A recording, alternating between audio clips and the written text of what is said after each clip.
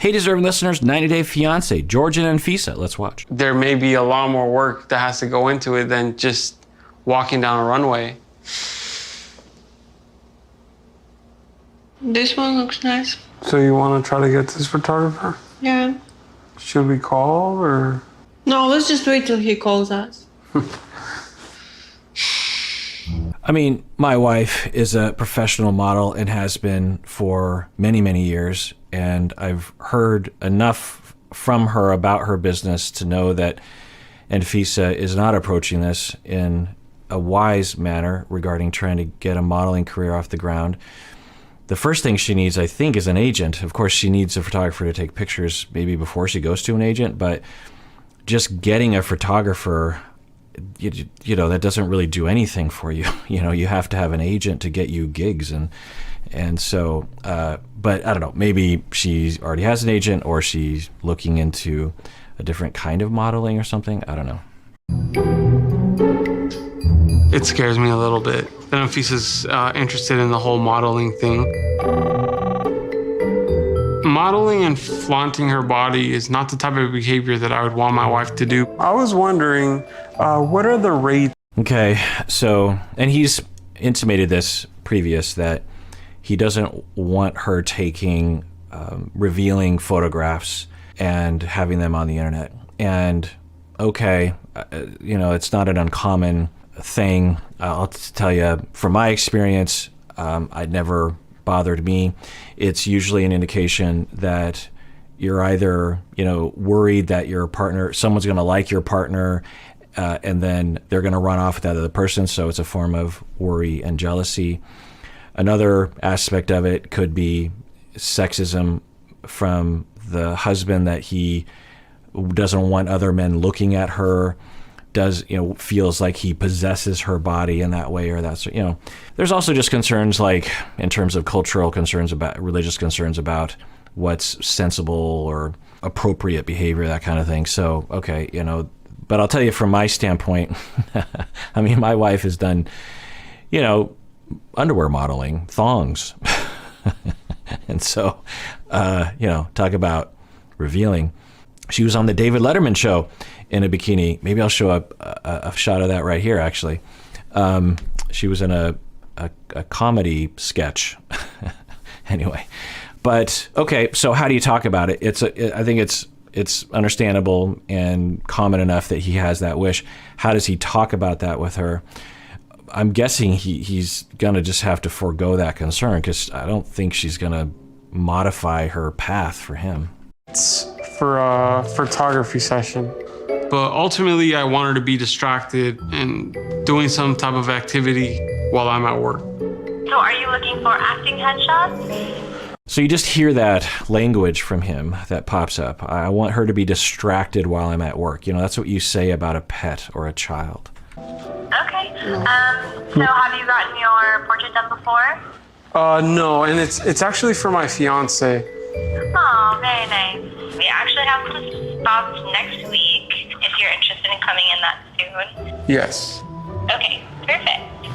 It's so weird. She is demanding that he find her a photographer. He doesn't know anything about the business, makes a call, and she's rolling her eyes the whole time.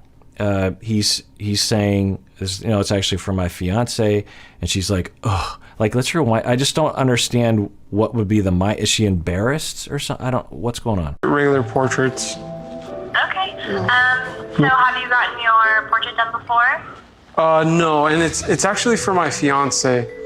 Oh, very nice. We actually have some spots next week if you're interested in coming in that soon. Yes. Okay, perfect. I don't know if they're editing it and we're missing something, but she, you know, the employee, the worker says, oh, very nice. And she's like, is that because she's embarrassed about that being recognized or something? You know, the way like the way when you go to a 14-year-old kid and you're like, oh, you have a boyfriend. And she's like, so is it, I don't know what's going on. Like, what, and why doesn't she make the call? Why is he doing it? It's such an interesting they both dominate in their own way, right? And all of it doesn't seem functional. Thanks. Bye-bye. Can I do topless pictures?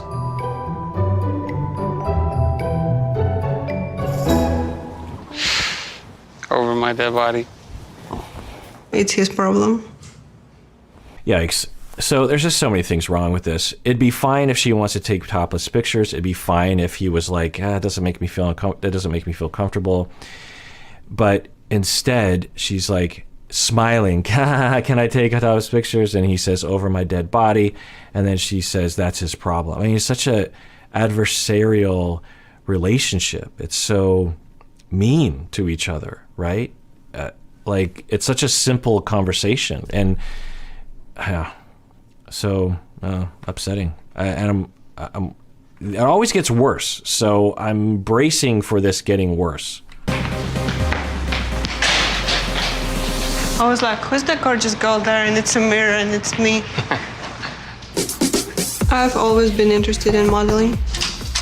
Hello. And to be a model, I need to start. So there's nothing wrong with recognizing your own beauty inside and out, but just the style of, I don't know, behavior that she has. It's like that you would put it that way, right? Like, it's one thing to actually just an hour ago, I was in my wife's office, which is just behind me here, and I was, she reviews all the videos, and so she's watching me yammer on about something, and I was like, oh, look at that cute guy there, because I actually thought, like, oh, I actually don't look that bad in that video.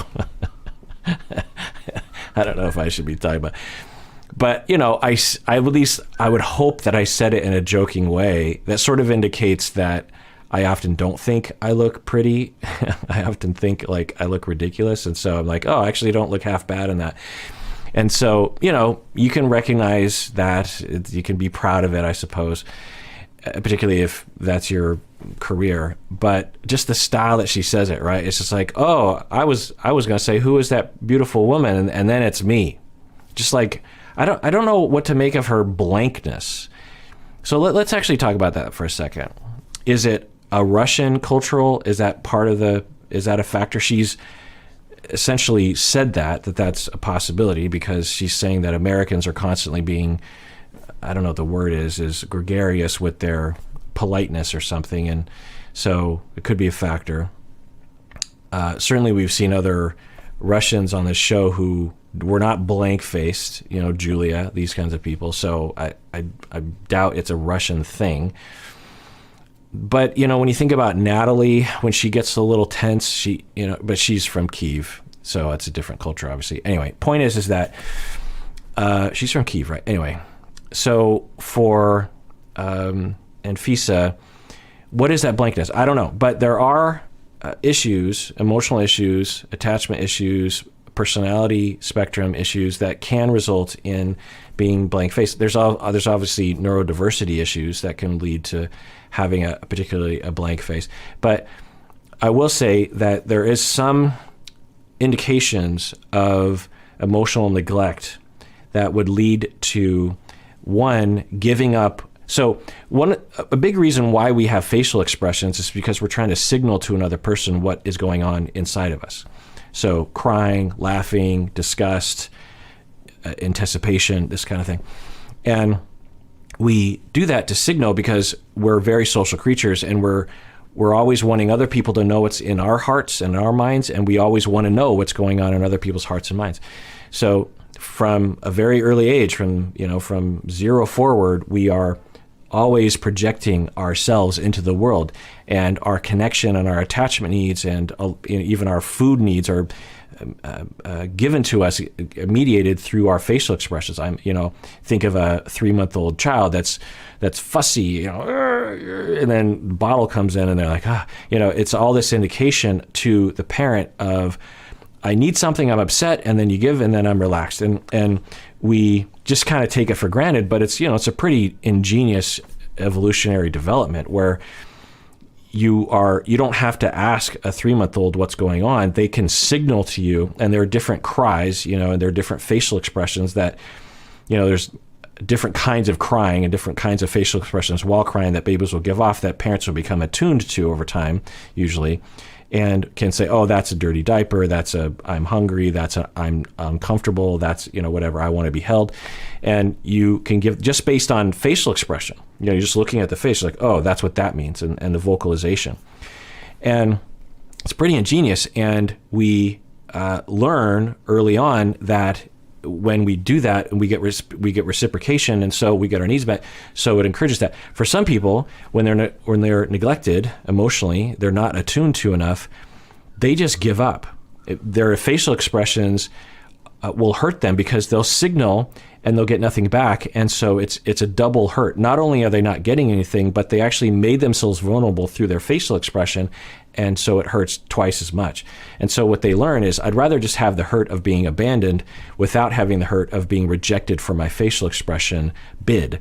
And so children, young, 1, 2, 3 years old, will just learn blank face. It's like, why signal? In fact, it hurts me to signal and be rejected, so I'm just going to be over here quiet, and I'm going to turn myself away. Another thing that you will do in that situation, for some people, is they, at a very early age, will say, I can't depend on other people. I'm learning that right now.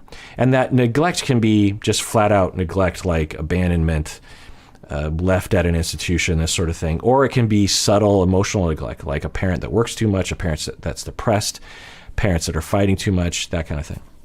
So that leads to this experience of the 18-month-old just going like, I'm not getting my needs met, I have to turn away. And another thing that they're trying to establish is, am I worth it? And they're being treated as though they're not worth it. So they have these conclusions, I am worthless. I am so worthless as a human being that no one will pay attention to me enough, that they're not going to love me enough, I don't matter enough. And so it creates this ego problem for the self. The self is like, I am worthless, I'm worthless, I'm worthless. I need to defend against that. And there are various different defenses. One of the defenses is what we call narcissistic personality, or what I call narcissistic personality spectrum, because it is a spectrum. It's not just like you have the disorder or not. There are people subclinical that are on the spectrum. And so they, at an early age, will say, well, I know I can't depend on other people, so I guess I have to depend on myself. And so the child learns, I need to get things done on my own. I'm going to play by myself. I'm not going to ask for help. When I need food, I'm just going to go get it because no one's listening to me. So I'm just going to figure stuff out on my own.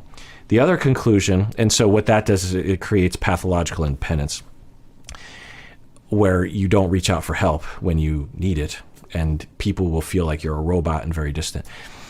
That's oversimplifying things, but that's generally true. The other defense is, not only am I independent and I can't depend on other people, and a lot of this is subconscious, I am better than other people.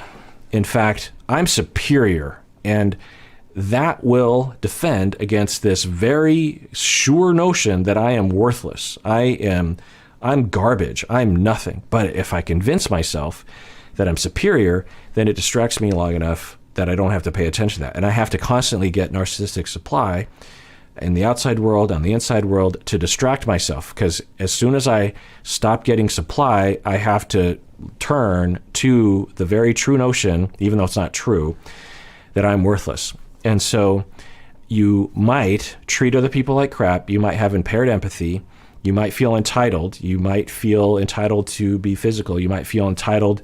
In fact, you might even consider your narcissistic supply to be, everyone has a different set of narcissistic supply. They will focus on different aspects that they feel are easily accessible. For the smarty pants, they will assert that they're smarter than everyone. For the person who is attractive, they will assert that they're more attractive than everyone. For the person who wants fancy things, they will say, look at my fancy things. My things are fancier than your things. I wonder if that's what we're saying. Hard sometimes.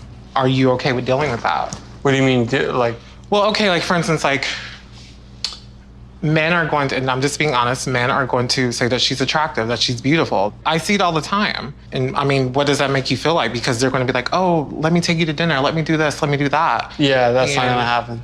I'll tell you, as a husband to a model that, I don't know if I talk about this occasionally, but she did it all. She did magazine covers. She did acting, runway, book covers, you know, like romance novels. Go to Instagram. I've actually posted some of this stuff. When I say commercials, anyway, magazine inserts.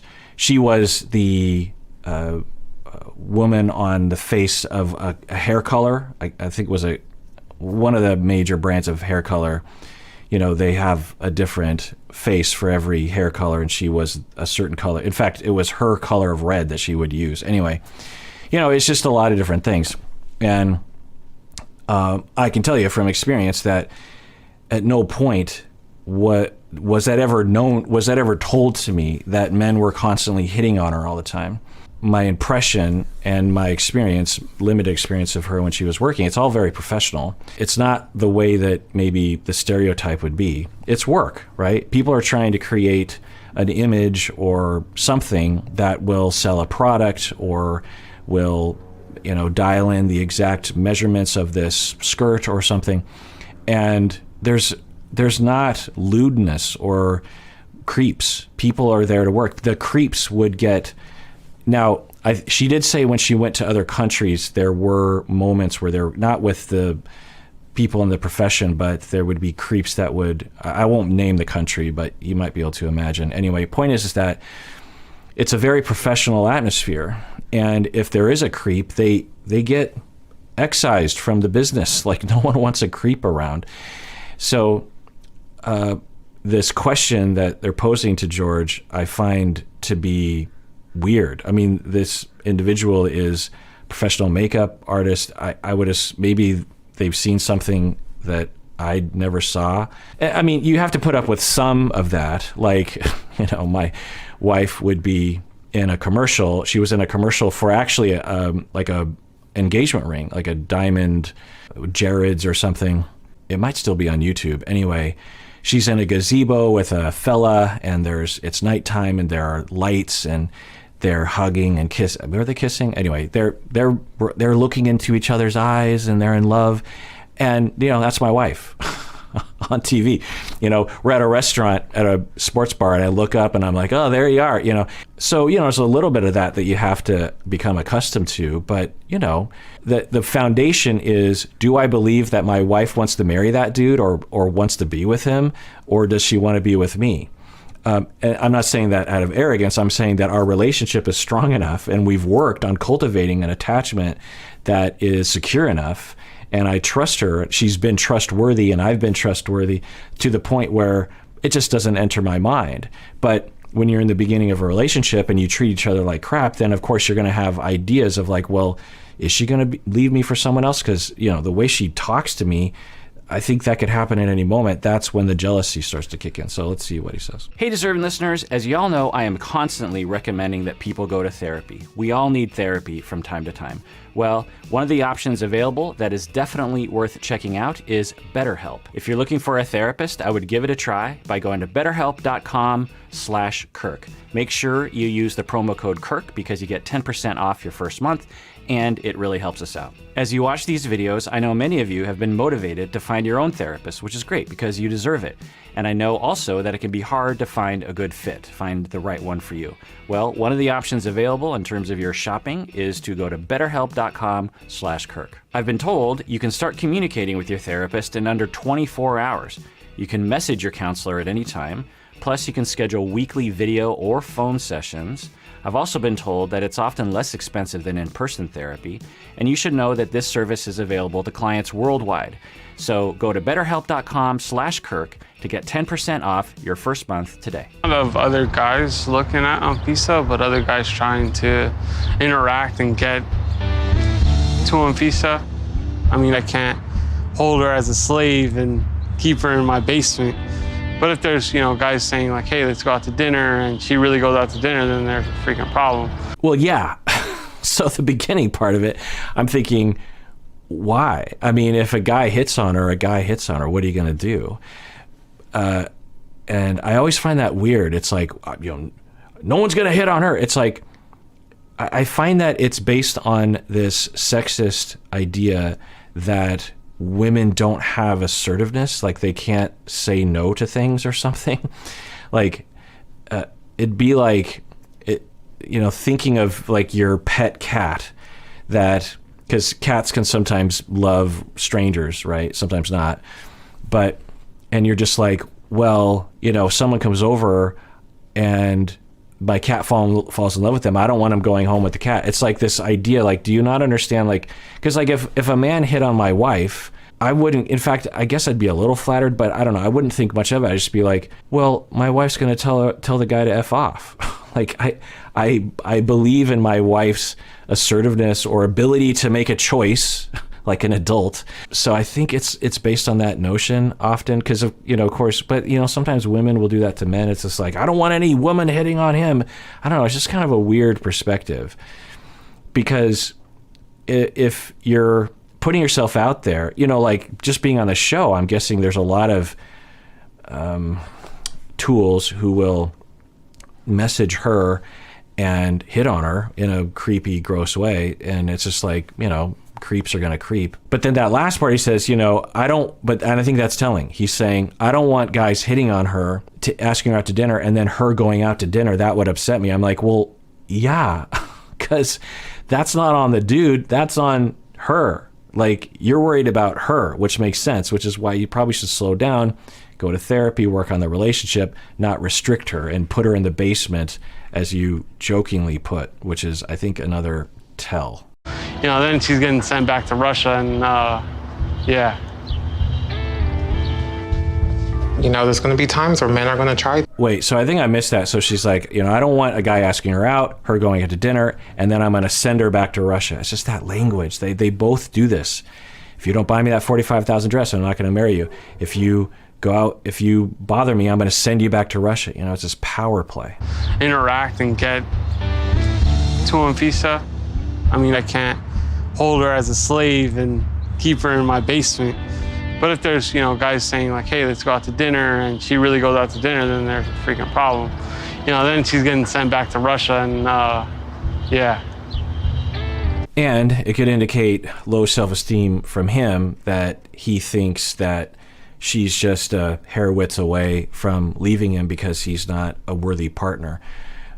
So I think I think they're both expressing their insecurities, but they're both defending against their insecurities through power plays with each other. That's just my best hypothesis at this point. There's going to be times where men are going to try things. I guess it's where, like, the love and the trust, really has to play a big part. Do you trust each other? No. No. Okay, well then we have to really talk about this. Yeah, agreed. So do you trust each other? No. Then that's what you got to work on. Because if you don't trust each other, now what a lot of people will do, they'll say, you just have to trust me. And that's not how trust is developed. Trust is developed through a track record of being trustworthy. If someone just walked up to you on the street and said, trust me, you'd be like, no, and you should say no. But if you have 5 years of a track record with someone that they've been loyal and dedicated and caring and compassionate and empathetic, then you will trust on the next day that they will continue that track record, that they will continue that behavior.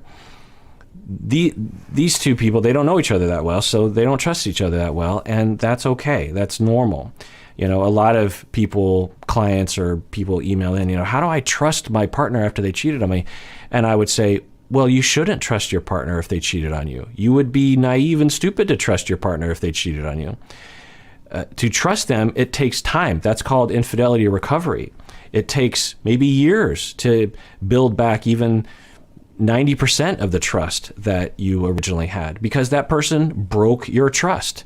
They made many decisions. Infidelity is not just one choice. It's probably thousands of choices that you did in the direction away from your partner, knowing you were going to harm your partner.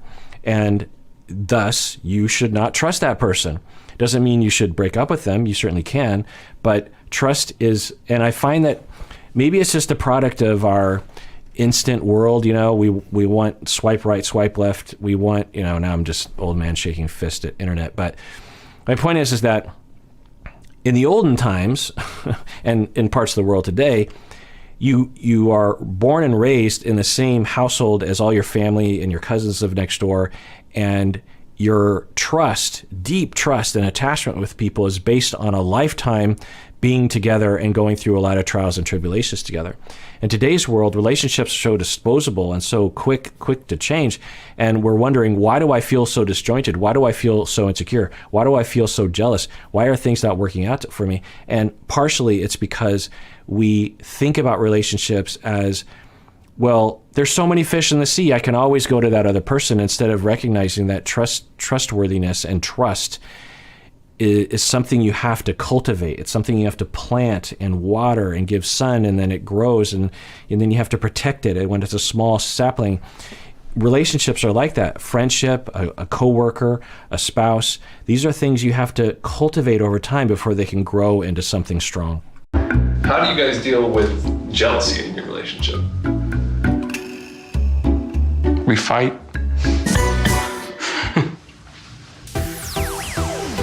Right, that's consistent. That at least he's aware of that. How do you deal with jealousy? We fight, right. I don't know if either one of them have a good model of how to communicate. I think I can get used to this. My looks are very important to me, and I want to stand out for my photo shoot. I think George is gonna have problem with my outfit, but it's his problem. It's just that attitude. It'd be one thing to say, George is going to have a problem with my outfit, but I'll tell him, honey, I really want this. I'm sorry you don't like it, but this is a big deal to me. You know, just be a spouse, be a human being, instead of, ha ha ha, you're not going to, I don't understand. Is she playing? I think I think part of the time she's joking. She is like, well, you're just gonna have to deal with it, and she doesn't think he's gonna be that hurt by it. But I think there's some truth, you know, there's sometimes truth behind our jokes, and I think there's some truth and some satisfaction she's getting out of saying things like that. Anfisa, you ready to come out? And Wow. Yeah, that's gonna be, that looks really good. You okay? No. One, I don't know why he's there. It's not like I go to my wife's photo shoots. I mean, it would be awkward and frankly boring. I mean, the little bit I understand of modeling is there's a lot of time. It's just a lot of standing around and getting into the right pose. Personally, like, I would be extremely bored. Like, my wife actually, she became a professional photographer herself. She studied it for a long time and became really quite good. And actually, if you want to go to Instagram, Stacy Honda, and you can see her art that actually was an outgrowth of her professional photography. It's really great. In the beginning, when she was sort of working on developing how to do lighting and camera work, she would ask me to be a model for her photo shoots. I was like, oh, okay. And she will attest to how impatient. I'm an impatient person anyway, but I was like, like, how long do I have to sit here? And I was probably there for 12 minutes, you know, like nothing compared to what she does. I just thought, is this what modeling is like? Because it is, I mean, it challenges one's patience because you just have to. So anyway, the other thing I'll point out is that her outfit, I mean, I don't know what sort of modeling gig she's going for, because that, I don't know, is the sort of outfit if you're going in the OnlyFans direction, right? Not necessarily. Like I said, my wife modeled not outfits like that, I don't think, but, you know, underwear. I am a little bit uncomfortable. Gonna try to suppress my jealousy. Excited? Yeah. All right, here we go.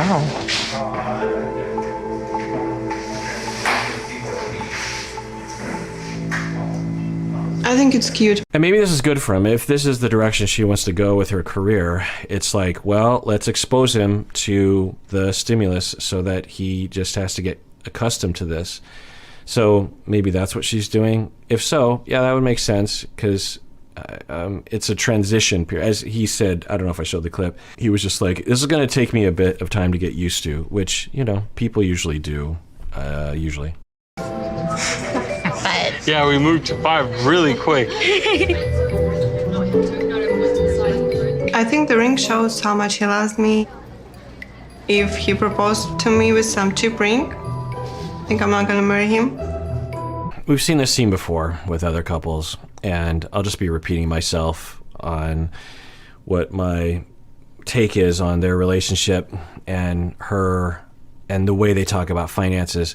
I mean, I don't understand why he doesn't just come forward and say, this is my budget, you know, to the sales clerk, to Anfisa, say, this is what we have to work with. And hey, let's work together on this. And because it's our life, it's our finances, and I'm not a bottomless pit. So he is, they're searching for rings, and she's looking at a ring that's $300,000, $150,000 anyway. And she says, if he, you know, the more money he spends on me, that more indicates he loves me.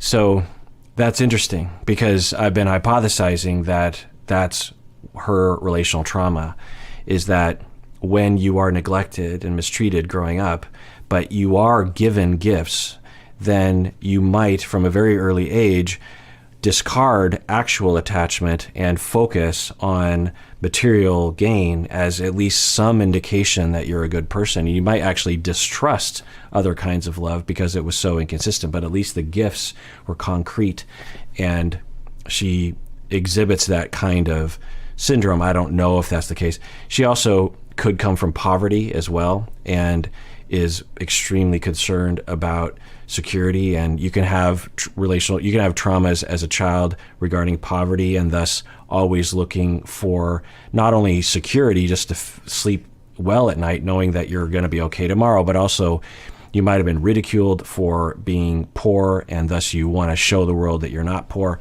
I don't know. I mean, I don't know if she has any relational traumas, but you know, something's going on that you would say these kinds of things. Now she's laughing. So is she joking? Does she take is she giddy? Is someone else I don't understand the laughter, right? Does she take pleasure in harming him? That's too much. No. Happy wife, happy life. Yeah, I like her. Is there a comfortable budget that we'd like to sort of stay under? We've kind of had a budget from 35 to 45,000. Okay, good. So he's saying that his upper limit is $45,000. Okay. I mean, that's a very expensive ring.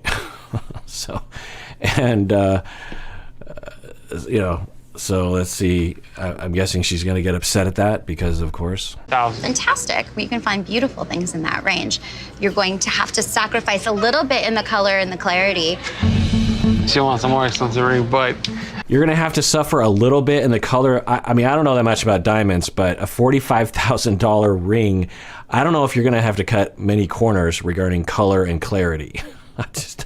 I mean, maybe, but it's, you know, to act like, oh, 40,000, oh, okay, well, you know, here are our cheap rings that look like crap. Like, but of course, if you're a salesperson, you're going to say that because you're on a commission. I mean, there's one thing about being reasonable, and one thing going over budget, and one thing making me a slave for the rest of my life. We have to be reasonable. I don't want to insult all salespeople out there. Don't comment below. I understand in fact, a lot of the salespeople that I've worked with in the very few times I've been to a jewelry store have been pleasant and not particularly pushy. So anyway. But I can't get her a ring that's gonna take me 50 years to pay off. I think we need some time to think. Maybe I will be able to make him get something more expensive. George and I need to have a talk about money.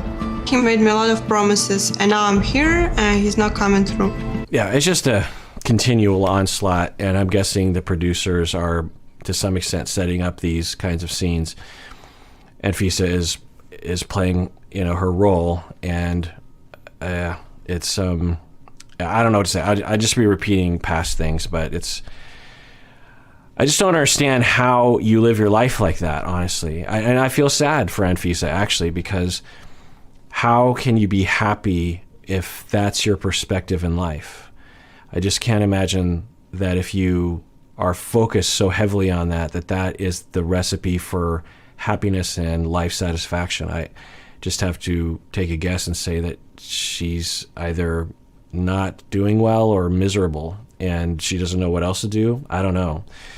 But, you know, I hope everyone understands that the amount of money that it costs to buy your wedding ring does not correlate with the happiness that you feel or the fulfillment that you have.